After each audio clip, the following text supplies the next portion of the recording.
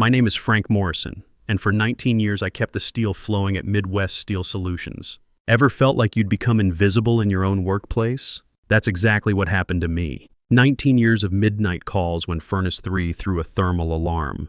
19 years of training young engineers who couldn't tell a thermocouple from a thermometer. 19 years of building systems that worked, systems that lasted, systems that kept 2,400 workers safe and employed. But apparently that made me legacy infrastructure. The trouble started when Consolidated Industrial Partners bought us out last spring. Within a month, they brought in Trevor Ashford as Chief Innovation Officer. Stanford MBA, McKinsey background. The kind of guy who'd never gotten his hands dirty but could tell you exactly how to optimize operational efficiency while sipping a $7 latte. Trevor had this habit of starting conversations with listen, like he was about to share the secret of the universe. He'd walk through our Cleveland facility pointing at control panels I'd designed, shaking his head at systems that had run flawlessly for 2 decades. His assistant, some kid named Braden Walsh, followed behind taking notes on an iPad, nodding whenever Trevor made pronouncements about digital transformation. "Listen, Frank," he said during our first meeting, "I've been reviewing your infrastructure setup. Impressive for its time, but we're looking at a complete evolution here." I sat across from him, watching him gesture at printouts of my SCADA diagrams like they were cave paintings. "Those systems control 4 blast furnaces," I said. "They've run at 97. 3% uptime for the past 5 years." "Right. And that's fantastic legacy performance," Trevor replied. But his voice had that edge people get when they're trying to sound patient. "But the board's breathing down my neck. We need serious ROI within 18 months, or there might not be a plant to argue about." For a moment, I saw something flicker across his face. Actual worry. Maybe Trevor wasn't just a corporate climber. Maybe he was under real pressure too. "What exactly are you proposing?" "AI-driven predictive maintenance, cloud-based analytics, real-time optimization. My guys from Austin think we can increase efficiency by 30% while cutting operational costs." He leaned forward. "Frank, I'm trying to save this place." I'd heard variations of this speech before, but something in Trevor's tone made me wonder if he actually believed it. It started slow. First, I noticed I couldn't access the investor dashboard anymore. Just a red permission denied screen where my reports used to be. My calendar invites to product meetings vanished. When I asked Braden about the Tuesday integration call, he said, "Oh, Trevor wants to streamline the communication flow. You've got a lot on your plate already." I had plenty on my plate, all right. Like not throwing my company laptop through a window. The real warning came when Trevor brought in his Austin team, Skylar Brooks and 2 other consultants who looked like they'd stepped out of a startup brochure. Skylar was maybe 35, spoke entirely in tech jargon, and had never seen the inside of a steel mill before Tuesday. "Frank," Trevor said, cornering me near the break room, "I need you to walk Skylar through your control architecture. Full technical download. We're aiming for complete migration by the 4th quarter." I looked at Skylar, who was explaining something to Braden while pointing at a diagram that was clearly upside down. "What's his background?" "Automotive mostly. Some aerospace." Trevor's smile was getting tighter. "Frank, I know this feels fast, but we're running out of runway." That's when I remembered something I'd pushed to the back of my mind for 20 years. Back in 2004, when Morrison Steel got folded into Midwest Steel Solutions, there'd been an accident at a plant in Pittsburgh. 3 guys got burned because someone bypassed a safety interlock to meet a production deadline. During our acquisition negotiations, I'd insisted on language that would prevent management shortcuts on safety. Section 15D. All safety-critical blast furnace control systems require original system architect approval for modification or replacement. I'd forgotten about that clause, buried in hundreds of pages of merger documents. But sitting there watching Skylar point at upside-down diagrams, I started to wonder if it was still valid. 20 years is a long time. Companies merge, contracts get amended, clauses get superseded. That night I went home to Linda, my wife of 27 years. She was in the kitchen, still wearing her scrubs from her shift at Cleveland General's ICU when I walked in looking like someone had kicked my dog. "Rough day?"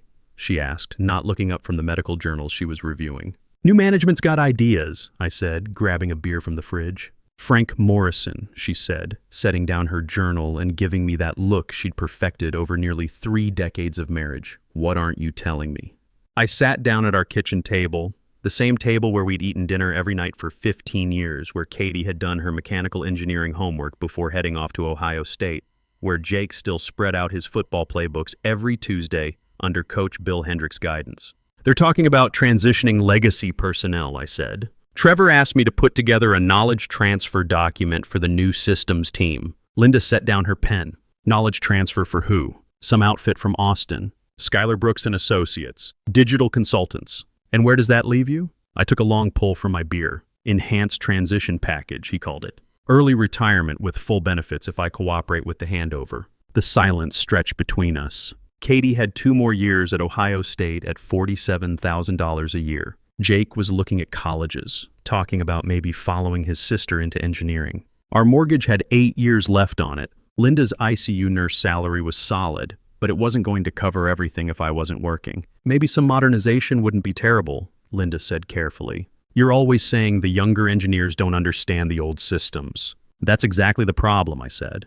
They want to replace systems that work with consultants who don't understand steel production. Linda, these people think blast furnaces are just another software problem. She was quiet for a moment, the way she got when she was thinking through a patient's complex medical situation. What happens if you say no? I don't know yet, but I need to understand my options. The next morning, I decided to do some homework. I called Carmen Rodriguez, our company legal counsel. Carmen had been with the firm since 2008. She'd helped me navigate a patent dispute years ago when a competitor tried to claim they'd invented my thermal management algorithms. Frank, good to hear from you, she said. What can I do for you? I need to review some documentation from the 2004 acquisition, I said, specifically around system architect responsibilities. There was a pause. Frank, this is dangerous territory. Are you sure about this? Just want to make sure I understand my obligations around safety-critical systems. Carmen's voice was tight. These aren't the kind of questions that stay quiet, Frank. If management finds out I'm researching this, I understand. She agreed to pull the files, but I could hear the worry in her voice. While I waited, I started documenting everything, not because I was planning anything, but because 19 years of experience had taught me to keep good records. I pulled up the Git logs from our version control system, 19 years of commits, thousands of them, each one stamped with my user ID. I printed out the patent applications for my thermal management algorithms, filed under the company name but listing me as the primary inventor. I reviewed the maintenance logs for every major repair I'd supervised, every system upgrade I'd implemented, every safety modification I'd made after learning from close calls. The files Carmen sent confirmed what I'd half remembered. Section 15D was still there, unchanged since 2004. But contracts are one thing, enforcement is another. Big companies have expensive lawyers who specialize in finding ways around inconvenient clauses. Meanwhile, Trevor was making his rounds, holding alignment sessions with the engineering staff. He'd stand in front of the whiteboard talking about paradigm shifts and disruptive innovation, while guys like Roy Kellerman, our union shop steward, sat in the back rolling their eyes. 22 years I've been here, Roy said to me after one of Trevor's presentations. Never seen a blast furnace controlled by artificial intelligence. You? Not yet, I said. This new kid's gonna get someone killed, Pete Kowalski muttered. Pete ran maintenance and had been my friend since we both started here in our 30s. You can't run a steel plant from a laptop in Austin. But Trevor was already moving fast. He brought in Skylar Brooks and 2 other consultants from Texas, set them up in the conference room with laptops and energy drinks, and started talking about rapid deployment timelines. Frank, Trevor said, cornering me near the break room again, I need you to walk Skylar through your control architecture. Full technical deep dive. I started working with Skylar, trying to explain the basics of thermal management and pressure control. Skylar was enthusiastic, I'll give him that. But enthusiasm doesn't replace experience when you're dealing with molten steel at 3,000 degrees. So if the oxygen content drops below optimal, Skylar said during one of our sessions, the AI system just adjusts the input flow rates automatically. That's one option, I said. But you also have to consider the grade of ore, the moisture content, the ambient temperature, the age of the refractory lining. Right, but machine learning handles all those variables simultaneously. I looked at him across the conference table, this 35-year-old consultant who'd never seen what happens when a blast furnace thermal management system fails. Skylar, have you ever been inside an active steel mill? Well, no, but I've studied the operational parameters extensively. When I started here, an old-timer named Bill Hendricks told me something. I said, he said the furnaces talk to you, but you have to know how to listen. Temperature fluctuations, pressure variations, the sound of the cooling fans, they tell you what's happening before any computer knows there's a problem. Skylar nodded politely, but I could see he thought I was just another old guy stuck in the past, telling stories about the good old days when men were men and steel was steel. 2 weeks later, we got our first real test. Skylar's AI system was monitoring Furnace 2 when it detected what it classified as a thermal anomaly and recommended increasing oxygen flow to optimize the burn. In reality, the anomaly was normal temperature variation that occurs when you're transitioning between different grades of steel. Increasing oxygen flow at that moment would have created a dangerous overpressure condition. I was monitoring from the control room when it happened. Skylar was at his laptop, confident in his algorithms, ready to implement the AI's recommendation. Roy Kellerman was standing behind him, face creased with worry. "Frank," Roy said quietly, "that doesn't look right to me." I had about 30 seconds to decide whether to let Skylar learn from experience or prevent a potential disaster that could hurt people Roy had worked with for 22 years. I chose prevention. I overrode the system manually, maintaining the temperature profile that would safely complete the grade transition. "What the hell, Frank?" Skylar snapped. The system had it under control. "The system would have created an overpressure condition," I said. "Check your pressure calculations." Skylar ran the numbers and went quiet. 5 minutes later, he came over to my station, his startup confidence noticeably deflated. "How did you know?" he asked. 20 years of listening to furnaces," I said. Later that week, Trevor called me into his office. Wade Pemberton, his VP of operations, was there too, along with Braden taking notes on his ever-present tablet. "Frank," Trevor said, his usual warmth replaced by something tighter, "we need to talk about the Furnace 2 incident." "What about it? Skylar says you overrode the AI recommendations without following proper protocols." I looked at Wade, who had the grace to look uncomfortable. "The proper protocol is to prevent accidents," I said, "which is what I did."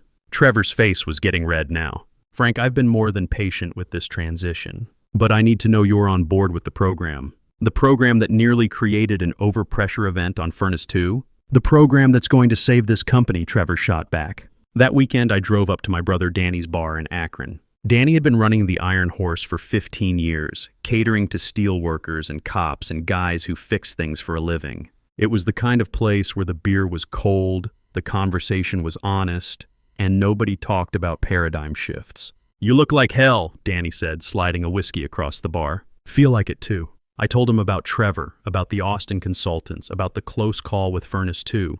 Danny listened without interrupting, the way bartenders learn to do. When I finished, he refilled my glass and leaned against the bar. "Remember when we were kids? Dad used to take us to the plant on Saturdays?" I nodded.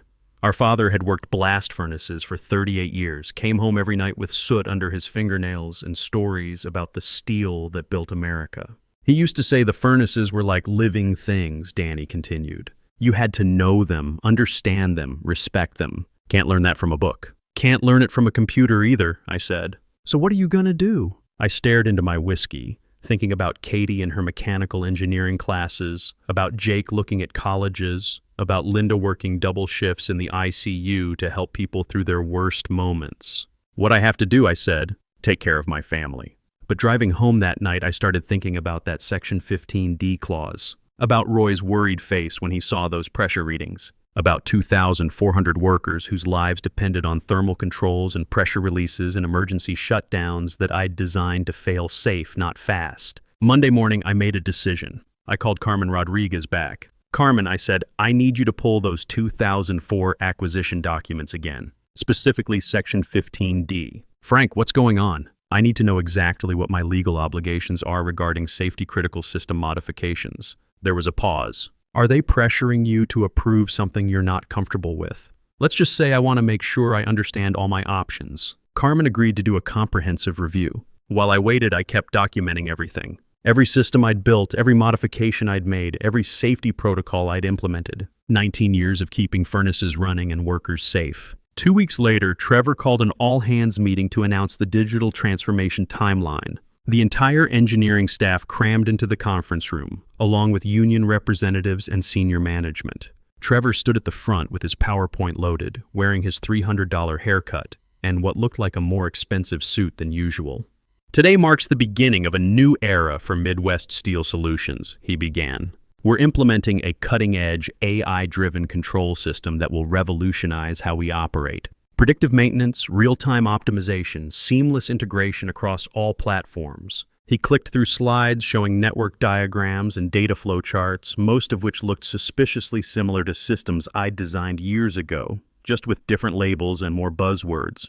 Our timeline is aggressive but achievable, Trevor continued, but his voice had that strained quality it got when he was trying to sound more confident than he felt. Full system migration by October 1st, with comprehensive testing and validation throughout the summer. Roy Kellerman raised his hand. What about safety certifications? These systems are OSHA approved. Great question, Trevor said, his smile looking more forced than usual. Skylar's team is handling all regulatory compliance. Complete documentation package, full certification transfer. I felt something cold settle in my stomach. Certification transfer. Like you could just copy and paste 20 years of safety protocols from one system to another. Now, Trevor said, I want to thank Frank Morrison for his years of dedicated service. Frank's been instrumental in documenting our legacy systems and training the transition team. He paused, looking directly at me with what might have been a challenge in his eyes.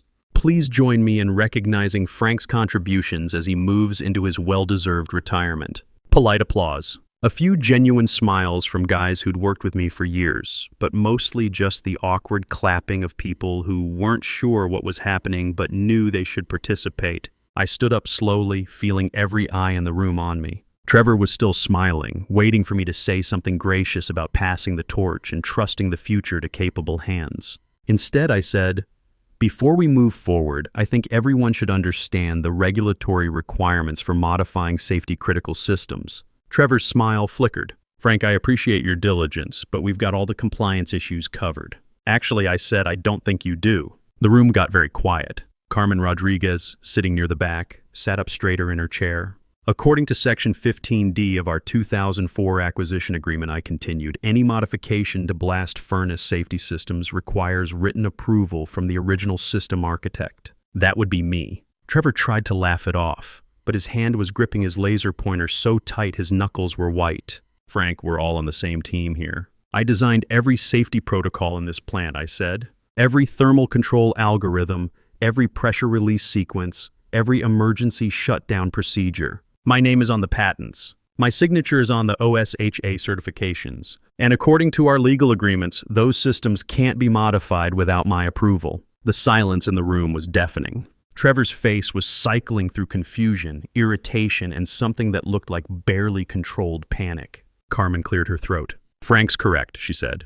Section 15D is still in effect. I reviewed the documentation last week. What exactly does that mean? Asked Wade Pemberton, whose voice had gone up half an octave. Carmen looked at her notes. It means any changes to safety-critical systems require Frank's written consent. And if he were to withdraw that consent, or if he were terminated without cause, the systems would need complete recertification. How long does recertification take? Roy asked, leaning forward in his chair. For safety-critical blast furnace controls? Carmen consulted her files. 18 to 24 months. And the plant would need to shut down during the inspection process. The room erupted, not in anger, but in the kind of shocked murmuring that happens when people suddenly understand they're standing on the edge of a cliff they didn't know was there. Trevor tried to regain control, his voice higher and more strained than I'd ever heard it. Okay, folks, seems we've got a little technical hiccup here. Nothing to worry about, but this is obviously something we can work through. But people were already standing. Wade was pulling his laptop from his bag,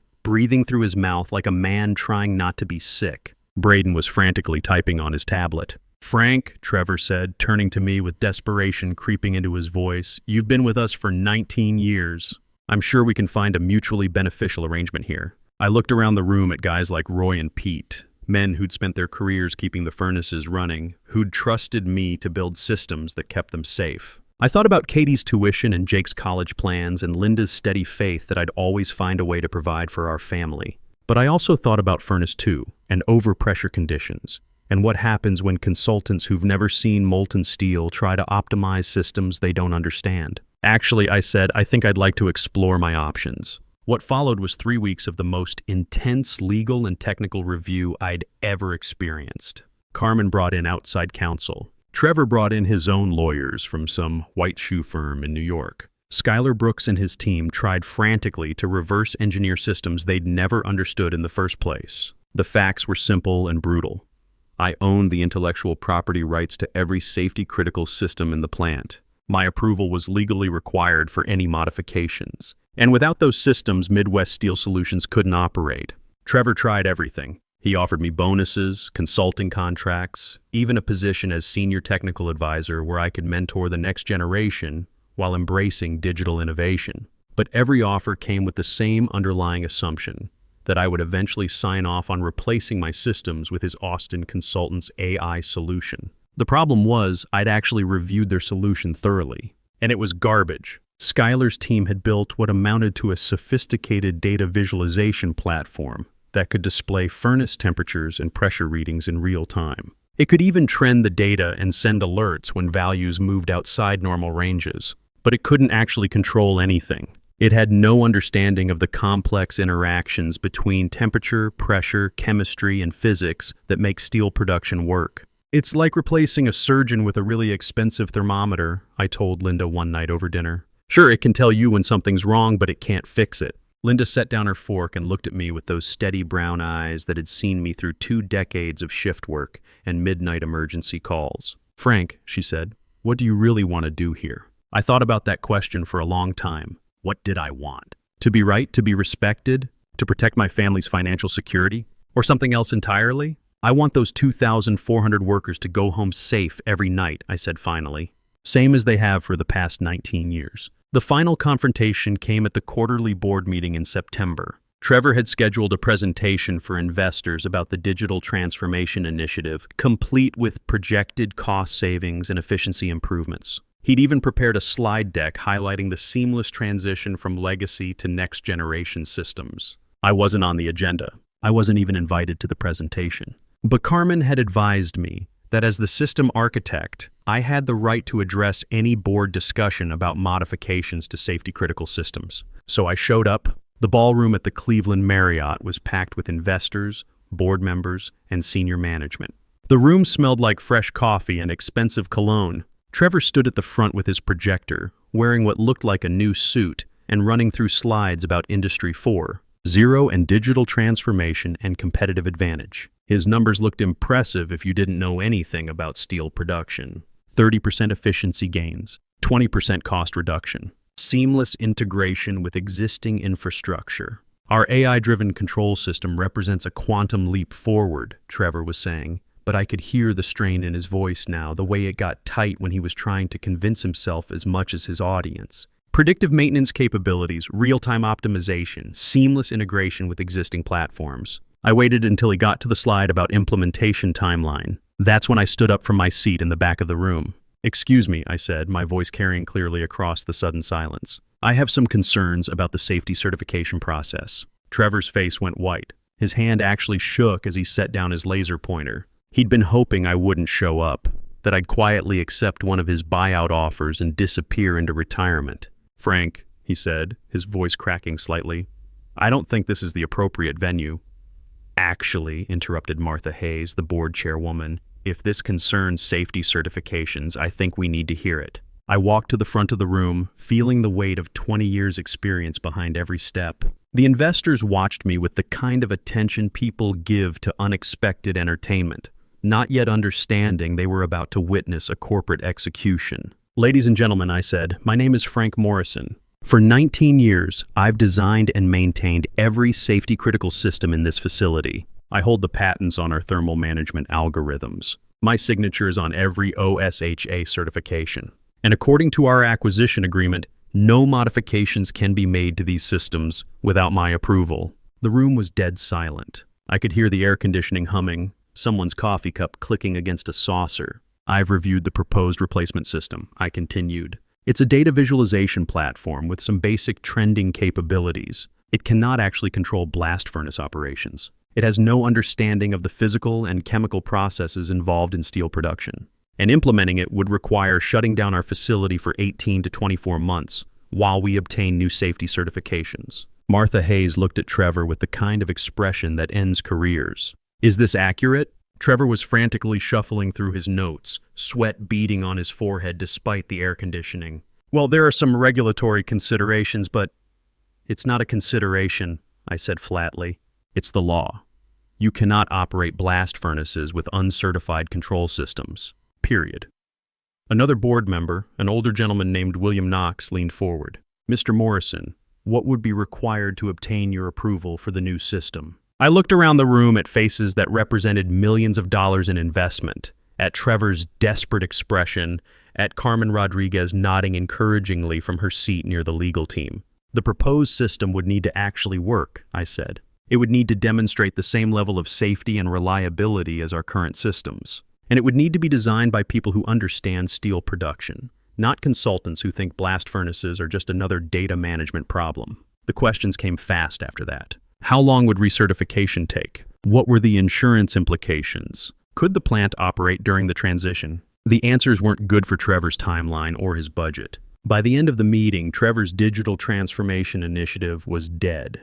The investors were talking about bringing in someone with actual industry experience to run the technology transition. Wade Pemberton was already updating his LinkedIn profile on his phone, but Trevor wasn't done. As people filed out of the ballroom, he cornered me near the exit. "Frank," he said, his voice tight with barely controlled fury, "you just cost this company millions of dollars. And for what? To protect some obsolete systems that should have been retired years ago?" I looked at this 36-year-old MBA who'd never built anything more complicated than a PowerPoint presentation, who thought 19 years of keeping people safe was legacy thinking. "Trevor," I said, "those obsolete systems kept 2,400 people employed and alive for 2 decades. Your revolutionary system couldn't safely run a coffee maker, let alone a blast furnace." His face went red. "You know what, Frank? You won. Congratulations. I hope you're happy when this place shuts down because we couldn't modernize fast enough to compete." I thought about that for a moment. You know what would make me happy, Trevor? If someone had asked me 6 months ago how to actually improve our systems instead of assuming everything I built was worthless because it didn't come with an app. That's when Martha Hayes made an interesting observation. "Mr. Morrison," she said, approaching us with William Knox and 2 other board members, "you obviously have valuable expertise. Have you considered consulting work?" 3 months later, I was sitting in a much nicer conference room in Detroit, meeting with the board of Great Lakes Green Steel, a startup focused on environmentally sustainable steel production. They were building a new facility using hydrogen-based reduction technology, eliminating the carbon emissions of traditional blast furnaces while maintaining all the safety and reliability standards I'd spent my career perfecting. "Frank," said their CEO, Rebecca Martinez, a former U.S. Steel executive who actually understood both steel production and modern technology, "we need someone who understands both traditional steel production and cutting-edge process control. Someone who can design systems that are both safe and innovative." The offer was solid. $195,000 salary plus consulting fees, full benefits, and equity in a company that was positioned to revolutionize American steel production. But there were trade-offs. I'd have to relocate to Detroit. My pension benefits from Midwest wouldn't fully transfer. And there were legal risks. Consolidated Industrial Partners wasn't happy about losing their entire technology platform and had lawyers looking for ways to challenge the IP agreements. More importantly, they wanted me to build something new, not just maintain something old. But the best part was the respect. When I explained the importance of fail-safe systems and redundant safety protocols, nobody rolled their eyes or talked about paradigm shifts. They took notes and asked intelligent questions about implementation timelines and regulatory requirements. I called Linda from the hotel that night. "How'd it go?" she asked. "They offered me the job," I said. And I think I'm going to take it. But we'd have to move. And there's some legal exposure with the old company." There was a pause. "What about Trevor and his Austin consultants?" I looked out the hotel window at the Detroit skyline, at the cranes and construction that meant people were still building things, still making things, still trusting experienced hands to get the job done right. "Trevor's not my problem anymore," I said. "Last I heard, Midwest Steel was hiring a new chief technology officer, someone with actual steel production experience. What happened to the AI system?" Turns out investors don't like the idea of shutting down production for 2 years to save money on labor costs. Linda laughed. "So you won?" I thought about that for a minute. About Katie finishing her mechanical engineering degree with a paid internship lined up at Great Lakes Green Steel. About Jake getting recruited by 3 different colleges for football. About 20 years of building systems that worked because they were built right. "I think we all won," I said. "Well, except maybe Trevor." 6 months into my new job, I got a call from Roy Kellerman. "Frank," he said, "thought you'd want to know. Trevor's gone. They brought in a new CTO, guy named Mike Sullivan. 30 years at Bethlehem Steel. What about the Austin consultants? Gone too. Turns out running a steel plant isn't the same as running a software company. Who would have thought? I wasn't surprised. You can't disrupt physics. You can't optimize chemistry with machine learning algorithms. And you can't replace experience with enthusiasm, no matter how many buzzwords you use or how expensive your consulting fees are. These days, I'm designing control systems for hydrogen reduction furnaces, working with technology that didn't exist when I started my career. It's challenging, innovative work that builds on everything I learned over 20 years of keeping traditional furnaces running safely and efficiently. But the principles are the same. Understand the process, respect the physics, build systems that fail safe, and never forget that behind every control algorithm are real people doing real work in a real world where mistakes have real consequences. Trevor Ashford taught me something valuable, though he probably didn't mean to. Sometimes the best way to embrace the future is to make damn sure you understand the past. Sometimes the most revolutionary thing you can do is insist that expertise matters more than enthusiasm, that competence trumps credentials, and that building things that last is more important than building things that impress venture capitalists. My name is Frank Morrison. I'm 54 years old, and I've spent my career building systems that work. That's not legacy thinking. That's just good engineering. If you enjoyed watching Frank take down Trevor and his Austin consultants, hit that like button and let me know in the comments what you think about corporate digital transformation. And if you haven't subscribed yet, do it now and ring that notification bell, because we've got more stories like this about experienced workers who refuse to get steamrolled by management. Thanks for watching. I'll see you in the next one.